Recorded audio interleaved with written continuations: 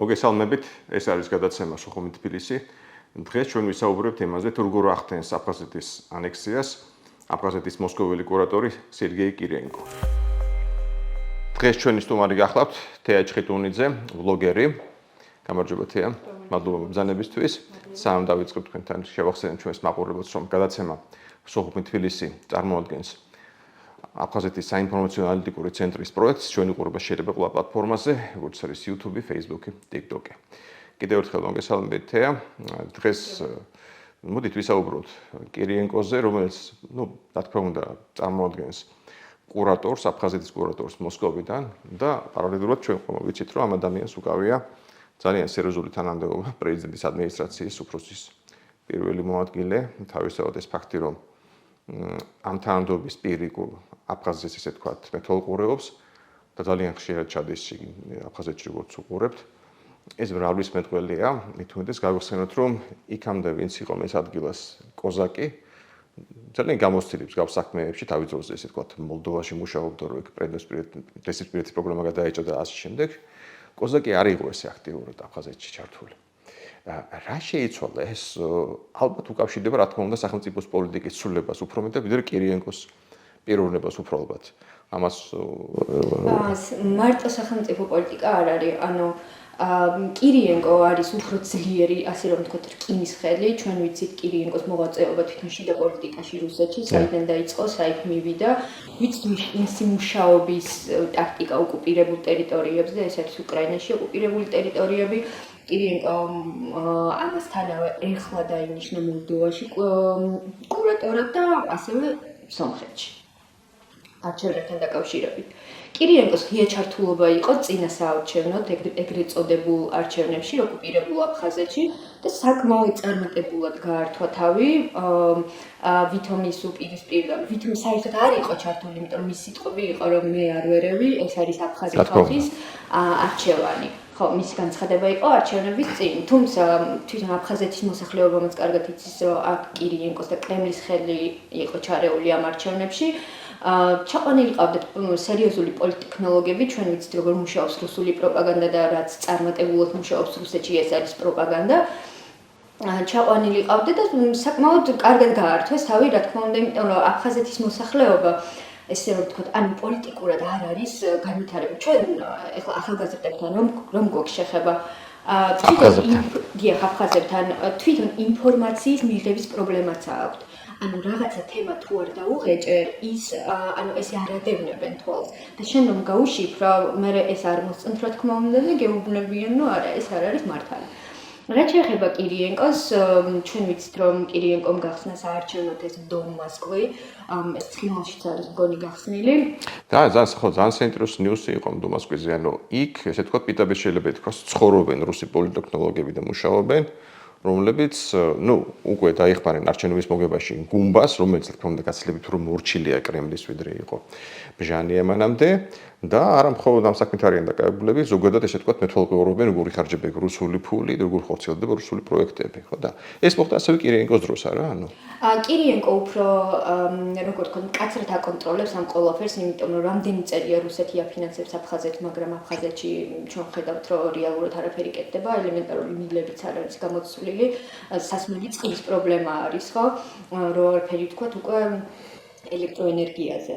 კირიენკო ამ ყველაფერს უკვე ესე აქტიურად დადის, ფაქტიურად, აი რაღაც მილი რო კეთდება რაღაც ქუჩაზე, სოხუმში, კირიენკოს გარეშე ეს არ იხსნება არაფერი. ეს მივა, ჩვენ ვიცით, ბადრაგუმბას ეგრეთ წოდებული პრეზიდენტის ეს ტრაგიკომიკომი. ეს უკან დაძდებს. მდგომარეობა, რომ მისი მოვალეობა არის, როდესაც კირიენკო ლაპარაკობს, რომ ეს ქრონიკული თავის ქნევის რეჟიმში არის, რომ ანუ სიტყვასაც არ ამბობს დაუშვათ, რომ და აი არ ვიცი, ჩემი აზრით მზად იყო ბადრაგუმბა ამ როლისთვის, რომ უნდა ყოფილიყო ქრონიკულ მდგომარეობაში, როდესაც კირიენკო გარიგება შედგა, ხო, ჩვეულებრივ არჩევნები მოაგებიეს და იქცა რეალურად კირიენკოს. და ამასთან დაკავშირებით, არჩევნებთან დაკავშირებით, მინდა კიდევ თქვა, რომ ძალიან დიდი როლი ითამაშა სომხურმა დიასპორამ. ზოგადად კირიენკოს აქვს ესეთი ძალიან კარგად მიზანმიმართული. ანტითურქული კარტი გაათამაშეს კარგად. ანტითურქული კარტი ეს ერთი და კირიენკო ძალიან კარგად მუშაობს დიასპორებზე, იმ დიასპორებზე, რომელიც იმყოფება რუსეთში. ასევე აფხაზეთის დიასპორაზე იმუშავა ძალიან კარგად და სომხურ დიასპორაზე იმუშავა ძალიან კარგად, იმიტომ რომ ჩვენ ნახეთ ეს რბილი შეტევა იყო სომხების მიმართ, იმიტომ რომ სომხები თითქმის ამ შეტევაში არც გამოჩნდნენ, მაგრამ ფაქტი არის, რომ კონფლიქტი იყო, რადგან პროკურატურა, რუსეთის პროკურატურა გამოვიდა და განაცხადა, რომ სომხების შევიწროება თუ იქნება და ის ფაქტი, რაც მოხდა, რომ დაუპირისპირდნენ აფხაზები და შეხლა-შემოხლაც იყო ეთნიკურ ნიადაგზე, რომ ეს აღმოეფრო და ყველა წავიდა და ციხეში პირდაპირ გაფრთხილება მოვიდა კრემლიდან, რომ სომხები დაკავდა ამეთი რუსული პროკურატურა. კი. ანუ გამოდის რომ პრინციპში იპოვეს ძლიერი strongman რო ვიტყვიან, იპოვეს ძალიან ძლიერი ფიგურა, რომელსაც ჩააბარეს, არა მხოლოდ აფხაზეთი, არამედ სხვა მიმართულებებიც და რომელსაც კიდევ ერთხელ მოდი ეს გავიხსენოთ, უკვე აქვს ძალიან სერიოზული გამოცდილება იგივე ყირიმში, ანუ ყირიმის ანექსია ხო არ იყო საკმარისი ესე ვთქვათ, მხოლოდ გამოცხადება მე საჭირო იყო, მე იქ თლიანად ესე ვთქვათ. დონბასი, ლუგანსკი, ანუ სერიოზულად აქვს ნამუშევარი. უბრალოდ ჩემი აზრით კი არა და ზუსტად ვიცი რომ იყო ესეთი პროექტი ინალარძიმბა, ჩვენ გვახსოვს რომ ჩამოვიდა ესე ჩოხით და ნაციონალურ გრძნობებზე თამაში სხვათა შორის კირიენკოს ერთ-ერთი ძლიერი მხარე არის ეს. მას აქვს ფესვები სოხუმთან თვითონ როგორც ამბობს. კი, კირიენკოს აქვს ფესვები სოხუმთან, კირიენკო ახლა არემონტებს საკუთარ სახლს თავის სახსრებით, რაც ეს საზეიმოდ იყო გააშუქეს და იქ იქნება რაღაც აფხაზური ფოლკლორული ინსტრუმენტების რაღაც საამქრო იქ გააკეთებენ აფხაზები ჭრენ ვითომ ეს ყველაფერი უსასყიდლოდ. კირიენკოს თავი კოზირი რასაც ათამაშებს კირიენკო და რასაც არის დაფუძნებული რუსული პროპაგანდა და ერთ-ერთი პროპაგანდის ფუძემდებელი არის კირიენკო, ეს არის ეროვნულ გრძნობებზე აგებული ეს ყველაფერი, რომ თქვენი ტრადიციები გაქვთ, ახლა შემოვიდა სკოლაში უნდა ჩემოტანა კირიენკომ როგორც განაცხადა, ეს არის აფსუარა, სახალხო კანონი, ხო, სახალხო კოდექსი აფხაზების, თუმცა სრულიად ეს უბრალოდ სიტყვები, იმიტომ რომ აფსუარათი 2025 წელს ფიზიკურად ვერ იცხოვრებ. თუნდაც იმიტომ, რომ აფსუარას მიხედვით ქალს და მამაკაცს არ შეუძლია, რომ ერთმაგიდასთან იჯდნენ. ანუ ეს არის რაღაცა, ასე იგი, ჭრილოკავკასიური რაღაცა ადათ-წესები. ხო, უბრალოდ ეს გააპიარა კი. და ეს საინტერესოა, ანუ ესე უსვამს ხაზს ამითი, რა აფხაზების კავშირს ჭრილოკავკასიურ ადათ-წესებთან, ხო? არა მარტო ჭრილოკავკასიურ ადათ-წესებთან, ნახეთ როგორ არის კირიენკო აფხაზებს, როგორც ხდება რა, ეს არის ერთ-ერთი ძალიან ძლიერი ტექნოლოგია. კირიენკო აფხაზებს ძალიან აქებს, რომ ისინი არიან მიბრძოლი ერი, პატარა ერი, როგორ შეეძლეს, ძალიან ფრთხილი არის მიმართვებში. ის არ ახსენებს საქართველოს როგორც მტრულად განწყობილ ქვეყანას, ხო? ანუ აი აქ ძალიან ფრთხილია. თვალშორის მეც მოხდა თვალში კი. კი, არ ახსენებს. თუ ვიღაც ამბობს აფხაზეთის ეგრეთ წოდებულ მთავრობაში, რომ მტრულად განწყობილი ქვეყანა, კირიენკო ძალიან ფრთხილი არის. არიყენებს ამ ტერმინოლოგიას. კირიენკოს აქვს, რომ აფხაზებს მოტივაციას აქვს, რომ ისინი არიან გმირები, მათ შეძლეს ომის მოგება და ასე შემდეგ, მაგრამ ამავდროულად კირიენკო ათამაშებს ტაქტიკურად ძალიან კარგად არგებს როლს ჩაგრული ერის. რომ ისინი არიან დაჩაგრული, რომ ამ ხელა საქართველოს თავს დაესხა და პლუს ამას თავისი მფარველობით რომ პირდება რომ მათი ფრთის ქვეშ იქნება და შესაბამისად ესენიც უკვე ძალიან ახლო. მისი მოდი პირდაპირ ვაღიაროთ მასშტაბის ადამიანი ცხადია ფლობს ძალიან კარგ ამ ტექნიკას, იცის როგორ ელაპარაკოს პატარა ერს. გაითვალისწინოთ მისი რა ვიცი, პირდაპირ თქვათ. კომპლექსები, მისი ტკივილი და ასე შემდეგ და ასე შემდეგ. არა მარტო კირიენკოს ძველი რომიდან მოყოლებული რომ ისინი ახლა მისი მოგონილი ხوار იქნება, რა თქმა უნდა. ამ მეთოდით ის მოქმედებს და საკმაოდ წარმატებულად. თან ვფიქრობ, რომ ხელს უწყობს მე მიყვარს დიეცაუბარი საერთოდ ხელს უწყობს ის მომენტი, რომ აფხაზეთში ძალიან დაბალ დონეზე არის განათლება. ანუ ხალხი რეალურად როგორ არის, იცით, ხო არ მინდა რომ შეშეთ გამომივიდეს, ეს მასა არის გადაქცეული ბრბოთ და ბრბოს მართვა თან მშიერი ხო. როგორც ვახსენეთ, ინფორმაციასთან ნაკლებობის ნაკლებობა, რა თქმა უნდა, განათლების დაბალი დონე და გაჭირვება, რა თქმა უნდა, იღებს თავს და ყველაფერს იყრის თავს ერთად. და ის პროექტები, რაც კირიენკოს აქვს, ხოთა შორის ძალიან წარმატებულად მიდის მისი ეს პროექტები, ახალგაზრდული პროექტები, ეს არის როგორც საბჭოთა კავშირის დროს რაღაც პიონერული ბანაკები იყო, ეხლა აქვს ესეთი ბანაკები გაცვლითი პროგრამები. ან რუსეთში გაცვლითებია თქო. კი, რუსეთში. რომ მარტივად მოხდეს გაწოვა, ესე ვთქვათ, პირდაპირ გაწოვა მოხდეს აფხაზური ახალგაზრდობის. კირიენკოს ძველი გამოცდილებით ის იყო როსატომის მეთაური, შექმნა რაღაც კლასი აფხაზურ სკოლაში, სადაც იკვლევენ ატომებს და ასე შემდეგ, ნუ ეს სრულიად აბსურდი, ხა სკოლის მოსწავლემ ატომი როგორ უნდა გამოიკვლიოს და როგორ უნდა დაშალოს. საინტერესოა გავუსვენოთ ის, რომ აფხაზეთში იყო რაღაც ლაბორატორია ბერიას დროს ხოთაში როდესაც მუშაობდნენ. კი, ეშერაში. ვარ ახლა თქო უნდა იმის ნაკლებად აღარ დარჩენილი, ხო რა, აღარ სჭირდებოდათ ახლა იმის მე ატომური ბომბი შეიქმნა ახლა აფხაზეთში ლაბორატორიები მაინც. და დომ მოსკოვი რო ვახსენეთ, ანუ ეს გაიხსნა ნიუსი ამის შესახებ რომ სოხუმში გახსნეს დომ მოსკოვი, სადაც მუშაობენ და ცხოვრობენ კიდევაც რუსი პოლიტექნოლოგები, სადღაც გამოჩნდა გადაფხულზე როგორც ცნობილია და როგორც თქვენ გავიცი, ეს ამბავი გასკდა მას შემდეგ, რაც არჩევნების წარმატებულად ჩატარების შემდეგ, როცა გაიყვანეს გუმბა ზარზეებით, მიდიოდა აღნიშნა, სმა ჭამა ესე თქვა, ხო, ესე თქვა. кейფი მიდიოდა არჩევნების შედეგები აღნიშნეს. და აფხაზეთში გამოიწვია ამ რაიმე რეაქცია, რომ აი ჩაიყვანეს იქ, ესე ვთქვათ, პოლიტექნოლოგები და მათ გადაწყვიტეს, ну, მაინც უცხოელები არიან რუსები, ხო, მათთვის, ხო, ეხლა მათ გადაწყვიტეს აფხაზეთის არჩევნების ბედი. რამე რეაქცია მოყვა ამას? დომ მოსკოვი საზეიმოდ გაიხსნა სხვათა შორის, მაგრამ იქ პოლიტექნოლოგებზე არ იყო საუბარი. კულტურული ცენტრივით იყო ეს. ხო, ესე კულისებში რაღაცა იყო საუბარი, რომ საარჩევნო, მაგრამ ღიად არ ამბობდნენ, რომ იქ იყვნენ პოლიტექნოლოგები. ჩემი აზრით თვითონაც არ იცოდნენ ეს ამბავი ოპოზიცია. უბრალოდ კადრში მოხდა, როცა აღნიშნავდნენ არჩევნების მოგებას. გუმბა იყო რესტორანში და ინალარძიმბა ჩამოვიდა ბჟანიაც, ჩვენ ვიცით რომ ამ მომენტისათვის ბჟანი არ იყოფებოდა აფხაზეთში, იმიტომ რომ ის გადააყენეს თავის ნებით გადადგა. არ იყვნენ და უცებ ჰოისაუცრება მოგების წამიდანვე არჩევნების როცა გამოცხადა და გაჩნდნენ რესტორანში ერთად და ცნობილი რუსი პოლიტექნოლოგებიც იქ ისხდნენ და აღნიშნავდნენ ჩვეულებრივად ამ ყველაფერს. ანუ აფხაზ ეთნიკურად აფხაზ მოსახლეობაში ბადრა გუმბას პრეზიდენტობა რეალურად არის პრობლემა და ამას ხედავენ. რომ არის პრობლემა. ჩვენ გვაქვს ხოლმე რაღაცა ექსპერიმენტებს ვატარებ და გასაუბრებაც გვაქვს ხოლმე და აი ესე ღიად ვერ საუბრობენ ისინი, რა თქმა უნდა, ვერც ისაუბრებენ, იმიტომ რომ პირდაპირ ეს უცხო ქვეყნის აგენტის იარაღი ექნებათ და მოქალაქეობა ჩამოართმენ, როგორც ეს ბევრს გაუკეთეს უკვე, მაგრამ პირად საუბრებში ისინი საუბრობენ, რომ გუმბა არის რუსეთის ხელგასმული, როგორც ადრე იყო მეფის ნაცვალი, ეგრე არის. და ძალიან ცუდ დღეში არიან რეალურად. ახალგაზრდობაში შეიმჩნევა რაიმე განწყობების ცვლილება თუ ახალგაზრდობაში ხარ თუ უსვამხას ახალგაზრდობას ნაკლებად აქვს კონტაქტი საქართველოსთან, ხო? მაგრამ ამავე დროს ახალგაზრდობას იდეაში უნდა უდოდეს უკეთესი ცხოვრება. როცა მსგავსი რაღაცეები ხდება აფხაზეთში, პროტესტი ჩდება, ანტირუსული განწყობები ჩდება?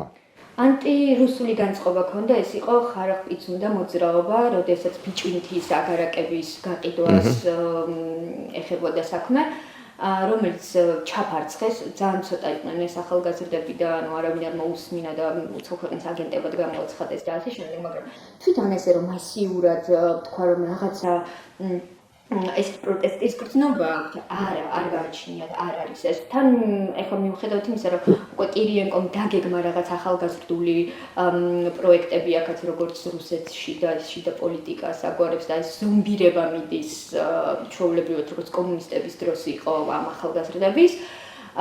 გაცვლითი პროგრამები აქვს და იმ ახალგაზრდას რომელიც ანუ ქსოვს იქით არ არის ნამყოფი და ენგურს აქეთ არ არის ნამყოფი იმისთვის ეს არის საოცრება სადღაც რომ ნიჟნი-ნოვგოროდშიც რო წაიყვანონ იმისთვის უკვე და ამას არ აქვს ისინი იღებენ ამას როგორც განვითარებას აი კირიენკოს რუნავ ჩვენს განვითარებაზე და კირიენკოს ძალიან ბედნიერი იმის მიზანიც რეალურად ეს არის ნუ ურჩას ამიტომაც დააწინაურეს ახალი მიმართულები ჩააბარეს აქ საინტერესო რა არის იცით რუსული რბილი ძალა ახლა როგორც ცნობილი თვითონაც აღიარებენ ნუ ჩამორჩება იგი ამერიკულ რბილ ძალას და მანდა მაინც ესე თქვა ეს რბილი ძალა ვერ მუშაობს პოსტსაფრთხოთა სივრცეში. ნუ მაგალითად საქართველოში ხო და უკრაინაში ფაქტის სახეზეა. მაგრამ როგორც ჩანს, ახლა მიდის ამ რბილი ზავის დატესტვა აფხაზეთში. მინი პროექტი პატარა ტერიტორიის სივრცეში, ხო, ამას გულისხმობ.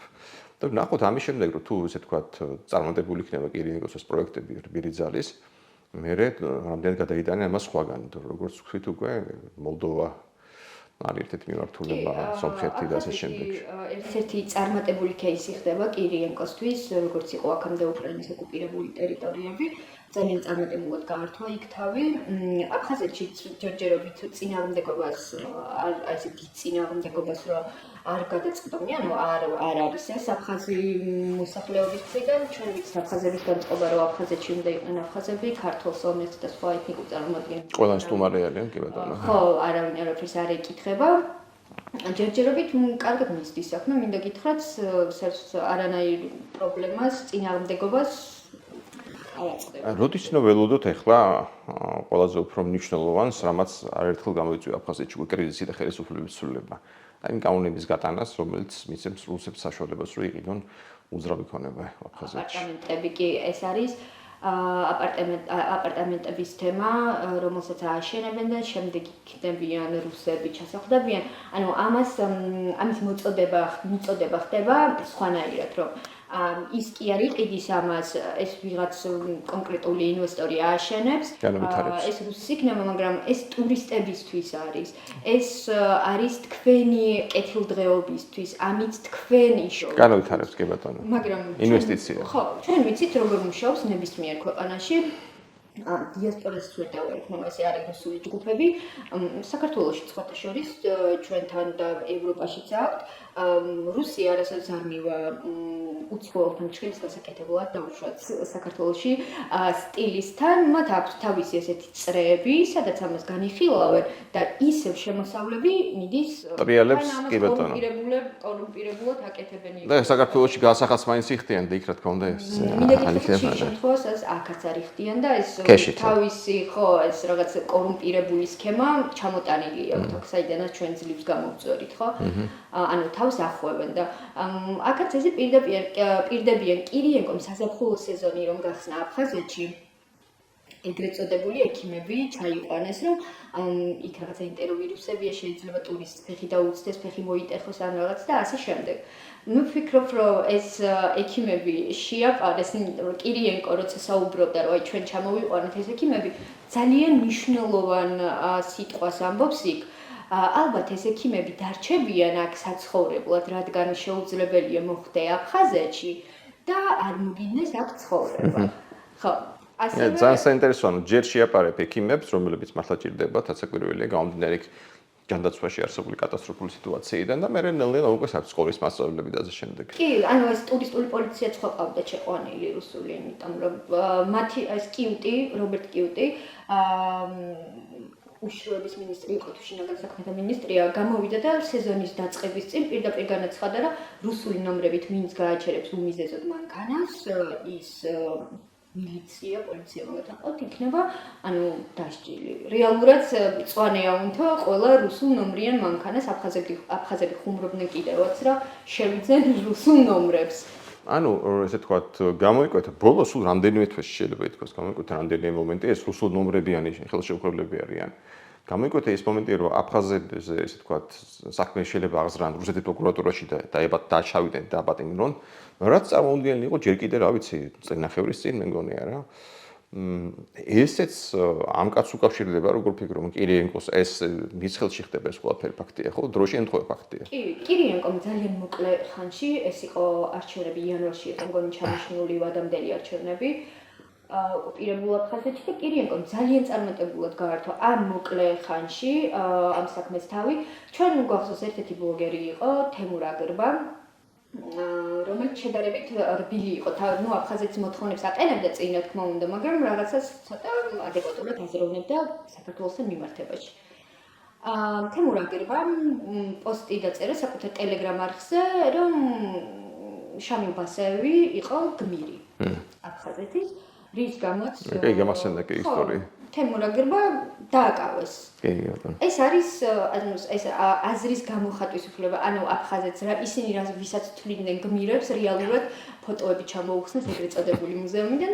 ანუ ესენი უძლურები არიან, ანუ თავის ეგრეთ წოდებულ გმირებსაც აღარ არგებენ ამ ხალხს და საკმაოდ დიდი ზეწოლა მიდის ვეტერანებზეც, ომის ვეტერანებზეც, მათ ძალიან უყვართ ეს ტერმინი გმირი, ომის გმირი, მათთვის ყველა გმირი არის და რაღაც მათ ავტორიტეტი გააჩნია და ამიტომაც ალბათ შეტევა სწორედ ამიტომ ეტის არა. კი, ძალიან ავტორიტეტულები არიან, მათ შეუძლიათ ნებისმიერ სტრუქტურაში შესვლა და რაღაც მოთხოვნა, არ არის პრობლემა და რადგან ის არის ომის ვეტერანი, მის წინაშე ვიღაც ვალდებულია, რომ რაღაც საქმე მოუგვაროს, ეს იქნება კორუფციული სქემა თუ არ და მე მახსოვს ახლა როცა მახსოვს გავიცანე რამდენიმე აფხაზი, ну, როგორ ვთქვათ, კოლეგა, ეს იყო ბაღაფშის დროს, ისინი ამაყობდნენ ძალიან იმით, რომ არიან ძალიან თავისუფალი საზოგადოება. პატარა, მაგრამ თავისუფალი. და ეს და ხა მე ამწყენია, მეთქი, რა ჯობია თავისუფლები ხარ თუ იქნებით დემოკრატიულები, იქნებ დავახლოვდეთ ამას ვლაპარაკებთ. როგორც ჩანს, ახლა ესეც ხრება სწორედ აი ამ ბოლო პერიოდში. ამის ილუზია მისცა რუსეთმა, ზოგადად დამპყრობელი ქვეყანა ესე იქცევა. საკმაოდ დიდხანს მისცა, როგორც ჩანს. საკმაოდ დიდხანს მისცა და ეხლა როგორი მომენტი აქვს იცით რომ მე ეს არის რუსული ბაზების გამაგრებაც ჩვენ ნახეთ როგორ შებრიდნენ უკრაინული დრონები აფხაზეთში. თეა სხვა შორს ახლა ეს პრინციპი ხარ დააჩქარა უკრაინაში მიმდინარე ომმა ეს პროცესი ეს ანექსიის. ძალიან მიკვირს ის მომენტი რომ როგორ მოიცა, ანუ ეს არის მიზანმიმართული, ეს არის დაგეგმილი, კარგად დაგეგმილი პროექტი, ოღონდ ეს მოხდა დაჩქარებულ ტემპში, რადგან რეალურად რუსეთს თავისი რეგიონებისთვის არ ცალია, რომ იქ რაღაც გზა გააკეთეს ან რაღაც და უცებ ოკუპირებული აფხაზეთისთვის ესე მოიცალა და ახლოვა სოხუმი და სამარა გახადა რაღაც მეგობრული ქალაქები და თვითონ ეს სპექტაკლი რაც რუსეთს მოსწონს და რაც რუსულ სტილში არის ძალიან წარმატებით ახორციელებენ, ну ძალიან მცირე რაოდენობა ხდება ამას აფხაზური მოსახლეობის მინც ოპოზიციურად არის განწყობილი, მაგრამ იცით რა არის აფხაზეთში არის მომენტი ამ შიერი ადამიანი, ანუ ცარიელი კუჭი, ცარიელ კუჭს იყენებს კარგად რუსეთი. ანუ აწვდიან საჭმელს და ესენიც უკვე თავის გადარჩენაზე არიან და აღარ ფიქრობენ. ეხლა კირიენკოს პროექტი არის, რომ აფხაზური ენის მასწავლებლებს ეკნებათ 6000 რუბლით მეტი ხელფასი. ეხლა მიყავთ რუსეთში რომ აიმაღლონ ეს ცნობიერება როგორ უნდა მიაწოდონ მოსწავლეებს მშობლიური ენა როგორ უნდა ასწავლონ, მაგრამ რეალურად რუსეთში რატო იგებენ როგორ ასწავლიან როგორ ასწავლონ აფხაზური ენა? პედაგოგების გადამზადება მიდის, როდესაც რუსეთს აქვს თვითონ პედაგოგების პრობლემა. იმიტომ ძალიან უმცირესობაში. ეს აფხაზური ენის ახლა სპეციალისტები სადაყავთ? ხო, არ ყავთ, მაგრამ აი ეს გადამზადება, თუმცა კირიენკო არ აკეთებს აქცენტს იმაზე, თუ უნდა რომ აფხაზური ენა განავითაროს, არ კეთდება აქცენტი იმაზე, რომ დაუშვათ სხვადასხვა სტრუქტურებში ისაუბრონ აფხაზურ ენაზე. ომის ერთ-ერთი მიზეზი ხო ეს იყო, რომ ქართველები უკრძალავდნენ. სკოლაში სწავლება არ არის აფხაზურ ენაზე. წიგნებიც არ არის ფიზიკურად მე-4 კლასის მერე აფხაზურ ენაზე. ეს ყველაფერი დაპირებები, რომ აი აფხაზური ენა უნდა წამოიწიოს, რეალურად არის ცარიელი დაპირება, იმიტომ რომ არც გაზეთი გამოდის აფხაზურ ენაზე, არც რადიო არ არის, არც ტელევიზია არ არის, იქ არის რაღაცა პატარა გადაცემები, რომელსაც არ უყურებენ. საიდან გვაქვს ჩვენ დაუშვათ ამდენი ინფორმაცია, ხო? მათი ეს პროპაგანდისტები რეალურად აფხაზურ ენაზე ვერ საუბრობენ, საუბრობენ რუსულად, ჩვენ ეს ყველაფერი გვესმის. და თუ რამე აქვს ისეთ საქმელი, მოდი პირადში მომწერე, იმიტომ რომ ზაენგურცი გვისმენენ. პრობლემაა. და არანაირ აფხაზური ენის აყვავებაზე წინ წასვლას არ ემსახურება კირიენკოს ეს სპექტაკლი და ზაენგურცებში უფრო იციან აფხაზური მე მგონი და ასე რომ ვიცით აფხაზები, იციან აფხაზები ხო აფხაზური ენის შედარებით ასე თუ ისე. ძალიან საინტერესოა ეს ყველაფერი. და ну, მანდ-ამაინც დამემედებელია რა. მაგრამ მაინც კარგია რომ ვიცოდეთ როგორ ხდება პრინციპში როგორ მიმდინარეობს ანექსია რომელიც ბოლო პერიოდში აშკარად აჩქარდა და ну ამის თაობაზე კიდევ მოგვიწევს საუბარი გეოდებით გადაცემაში დიდი მადლობა. დიდი მადლობა თქვენს. მადლობა. ჩვენ დაბრუნდებით დიდი მადლობა.